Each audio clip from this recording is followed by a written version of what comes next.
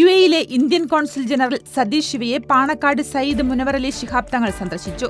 Dubai consul general ഓഫീസിൽ നടന്ന കൂടിക്കാഴ്ചയിൽ പ്രവാസികളെ ബാധിക്കുന്ന വിമാന ടിക്കറ്റ് നിരക്കിലെ സമീപകാല വർധന, വിദ്യാഭ്യാസം തുടങ്ങി നിരവധി വിഷയങ്ങൾ ചർച്ച ചെയ്തു. UAE KMCC general secretary PK Anwar നഹിയും മുനവർ അലി തങ്ങൾക്കൊപ്പമുണ്ടായിരുന്നു. ശുചിത്വം പാലിക്കാതെ പഴകിയ ഭക്ഷണം വിളമ്പിയ 2 റെസ്റ്റോറന്റുകൾ അബുദാബിയിൽ അടച്ചുപൂട്ടി. അബുദാബി ഇൻഡസ്ട്രിയൽ ജംഗ്ഷനിൽ പ്രവർത്തിക്കുന്ന ബംഗ്ലാ സ്നാക്സ് റെസ്റ്റോറന്റും ദർബാർ എക്സ്പ്രസുമാണ് അടച്ചുപൂട്ടിയത്. Abu Dhabi agricultural and food safety അതോറിറ്റിയുടേതാണ് നടപടി.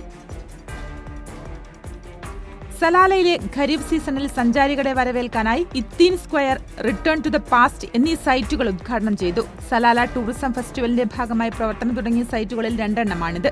ഒമാന്റെ പരമ്പരാഗത ജീവിത രീതികളും ധോഫാർ ഗവർണറേറ്റിലെ പ്രാദേശിക പരിസ്ഥിതികളും മറ്റും ഇവിടെ നിന്ന് മനസ്സിലാക്കാൻ കഴിയും. ഒമാനിലെ മഹ്ദയിൽ നേരിയ ഭൂചലനം. വ്യാഴാഴ്ച പുലർച്ചെയാണ് ഭൂചലനമുണ്ടായത്.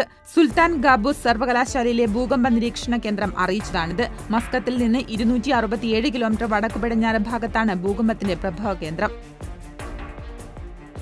UAE-യിൽ മഴയ്ക്ക് സാധ്യതയെന്ന് കാലാവസ്ഥാ നിരീക്ഷണ കേന്ദ്രം. അന്തരീക്ഷം മേഘാവൃതമാകാൻ സാധ്യതയുണ്ട്. അതേസമയം രാജ്യത്ത് പലയിടത്തും ഉഷ്ണതരംഗം ഉയരാൻ സാധ്യതയുണ്ട്. അബുദാബിയിൽ താപനില 48 ഡിഗ്രിയും ദുബൈയിൽ 41 ഡിഗ്രി സെൽഷ്യസുമാണ്.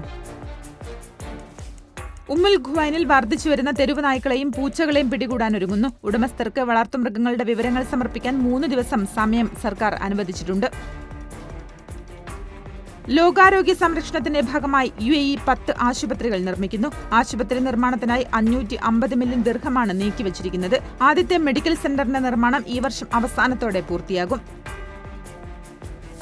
കോഴിക്കോട് ബീച്ച് ആശുപത്രിയിൽ പെൺകുട്ടിയെ പീഡിപ്പിച്ച സംഭവത്തിൽ ആരോപണ വിധേയനായ ആരോഗ്യ പ്രവർത്തകനെ സസ്പെൻഡ് ചെയ്തു. Physiotherapist B. മഹീന്ദ്രൻ നായരെ അന്വേഷണ വിധേയമായി സസ്പെൻഡ് ചെയ്തു. ആരോഗ്യമന്ത്രി വീണ ജോർജിന്റെ നിർദ്ദേശത്തെ തുടർന്നാണ് നടപടി.